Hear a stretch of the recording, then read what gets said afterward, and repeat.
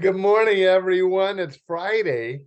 And before we go any further, let me remind you, especially if you attend Saddleback Church Laguna Woods, that we're in Clubhouse 5 this Sunday at both 9 and 11. I sure hope you'll join us. Be a great day of worship. Hey, we're finishing up our week on beginnings, and I hope this has been a blessing to you. I hope you've made some New Year's resolutions. Let's go for it. Let's go for it. I shared with you a couple of mine, and I love to hear from you what you are so I can support you and pray for you. But it's a time of new beginnings. And the Bible's always been full of that. On Monday, we talked about Adam and Eve as they left the Garden of Eden. They had what? A new beginning. And then Noah and his family, as they left the ark, what did they have? A new beginning. You know, the Bible's full of new beginnings. You have a new beginning when you pray to receive Christ, and your Bible calls it born again. It's a fresh new beginning. Well, I want to read today, and I promised you that on Friday we would talk about the most important and biggest new beginning in all of the Bible. And we're going to do that right now, because at the very end of the Bible, of all things, it talks about a new beginning. And this is the most important new beginning of all. So we read about the end, and you have to have an end to have a new beginning, don't you? The end comes in Revelation chapter 20. And it comes at the very end of the 1,000-year reign of Jesus Christ right here on earth. That's called the millennium. And so Jesus, after the tribulation, he's going to set up his kingdom here on earth. And Revelation 20 talks about those 1,000 years. But down at verse 7, it says this: when the 1,000 years are ended, Satan will be released from his prison and will go out to deceive the nations in the four corners of the earth, to gather them for battle. You see, during those 1,000 years, people keep being born, and many of those don't turn to Jesus, even when he is reigning, even when he is the leader, even when he is the ruler of those 1,000 years. In number, they are like the sand of the seashore, and these are all the people that are rebelling against Jesus. They marched across the breadth of the earth and surrounded the camp of God's people, the city he loves. Look bad. Very, very many people, and this is future, but it will happen, because the Bible is always true in its predictions, always. And it says, but the fire came down from heaven and devoured them. The devil who deceived those people was thrown into the lake of burning fire, where the beast and the false prophet had already been thrown. And they will be tormented day and night forever and ever.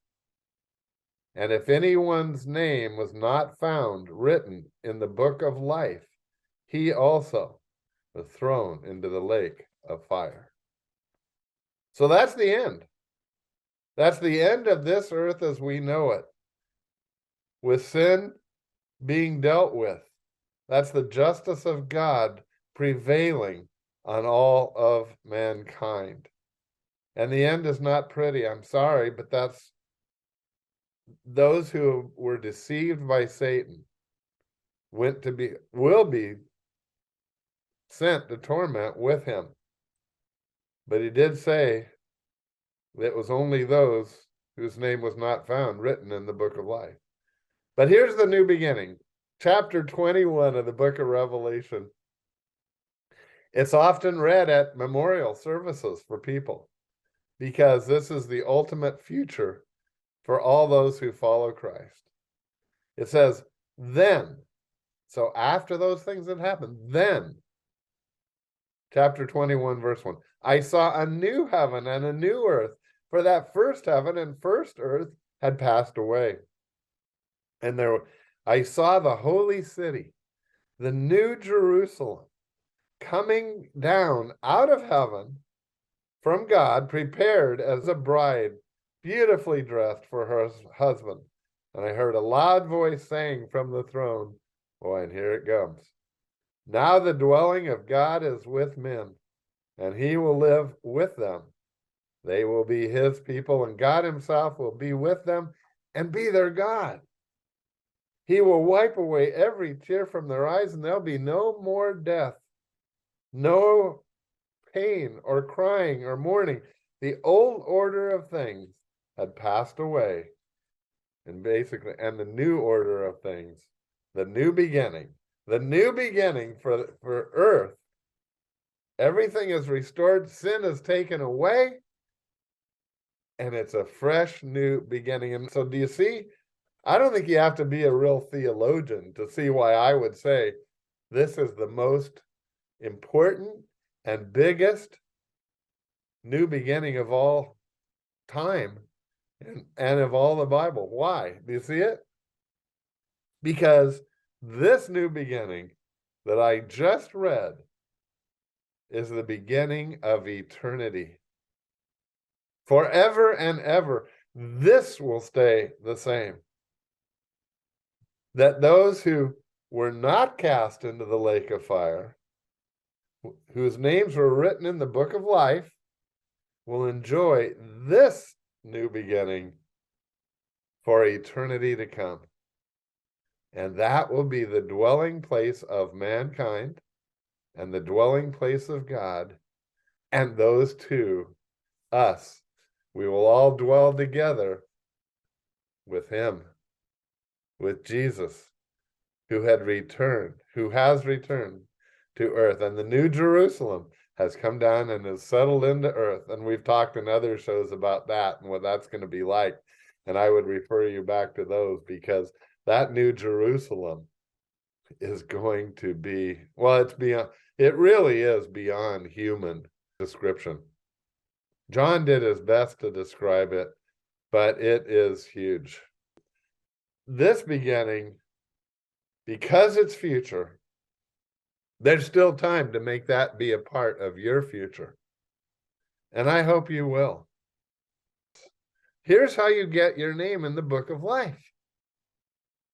You just make Jesus your Lord, the leader of your life, and you live your life for him rather than for yourself.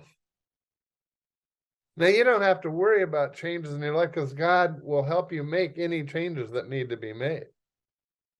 But you do need, in faith, need to place your faith in him.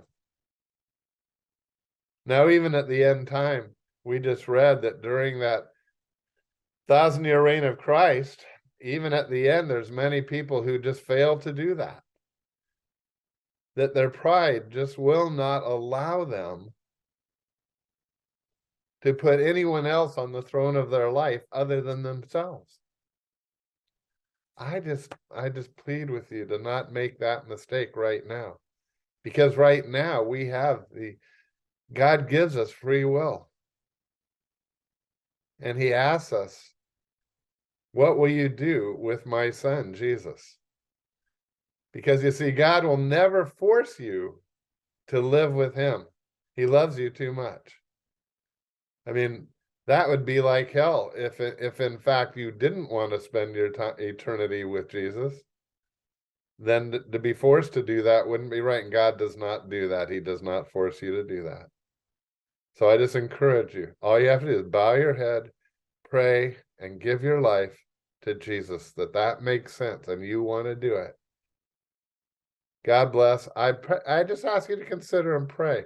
You don't need me. You just pray to God directly yourself. Hey, we'll see you Monday. We're going to have another great week together. Can't wait. See you then. Bye.